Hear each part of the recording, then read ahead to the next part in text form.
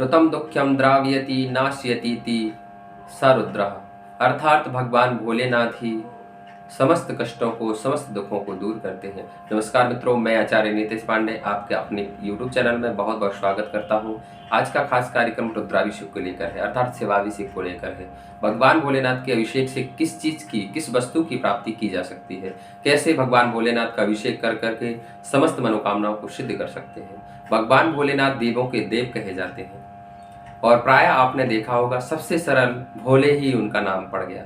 सबसे सरल हैं और उनकी कृपा से मनुष्य की अनेक कष्ट दूर होते हैं, समस्त मनोकामनाएं सिद्ध होती हैं।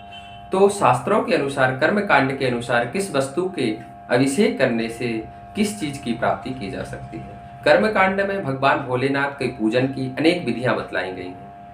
मनुष्य उन विधि के अनुसार विधि पूर्वक पूजन करके, श्रद्धा भक्ति के साथ पूजन करके शिव कृपा को प्राप्त कर सकता है।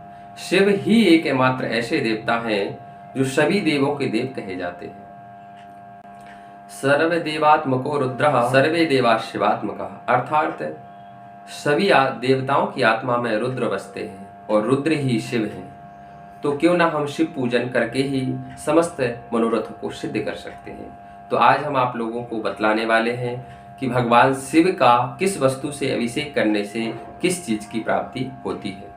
तो सबसे पहले बताता चलूं कि अगर आप निष्काम भाव से भगवान भोलेनाथ की भक्ति कर रहे हैं तो आप साधारण पूजन करके शिव कृपा प्राप्त कर सकते हैं। अगर आपका कोई विशेष मनोरथ है तो उसके लिए आप संकल्पित होकर किसी ब्राह्मण से अथवा खुद ही ओम नमः शिवाय मंत्र का जप करके या वेद मंत्रों की ध्वनि करने के साथ भगवान भोलेनाथ का अभिषेक करें।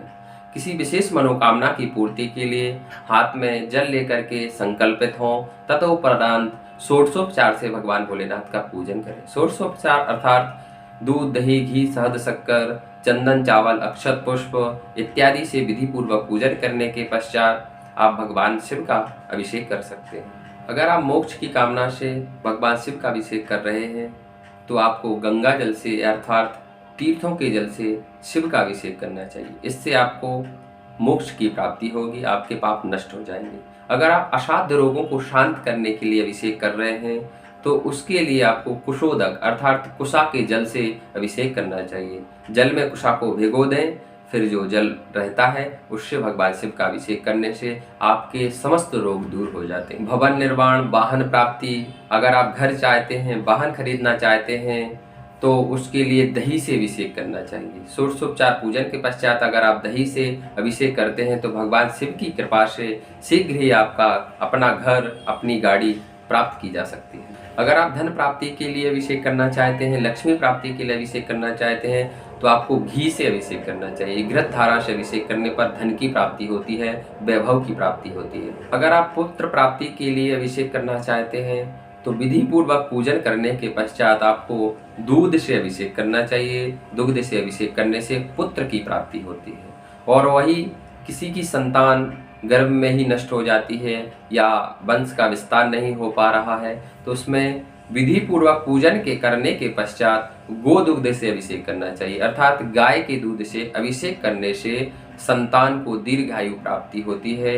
अगर आपको या आपके किसी बालक को, संतान को बार बार बुखार से पीड़ित रहता है, बुखार आता है तो उसके लिए आपको शीतल जल से अभिषेक करना चाहिए। ठंडे जल से अभिषेक करने पर ज्वर शांत होता है। वहीं आप अगर वंश विस्तार के लिए अभिषेक करना चाहते हैं तो भगवान भोलेनाथ के सहस्त्र नामों का, नामावली का नाम लेते हुए घृत धारा से अभिषेक करने पर वंश का विस्तार होता है, पुत्र की प्राप्ति होती है, वंश विस्तार की प्राप्ति होती है। कोई शत्रु आपको बार बार अनावश्यक परेशान कर रहा है, आप शत्रुओं से घिरे रहते हैं तो उसके लिए आपको सरसों के तेल से अभिषेक करना चाहिए। तेल से अभिषेक करने पर शत्रु नाश होता है। तो यह अभिषेक तभी करना चाहिए जब आप सही हो, शत्रु गलत हो। गन्ने के रस से अभिषेक करने पर नौकरी, धंधा, पैसा इत्यादि में बहुत लाभ प्राप्त किया जा सकता है।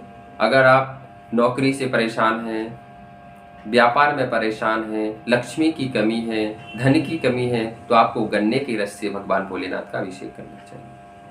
यह सभी अभिषेक की विधियां कर्मकांड में बतलाई गई हैं, परंतु इन अभिषेक विधियों के साथ विधि पूर्वक पूजन के परांत विविध मंत्रों के साथ भगवान भोलेनाथ का इन वस्तुओं से अभिषेक करने पर अनेकानेक मनोकामनाएं सिद्ध की जा सकती हैं। तो आज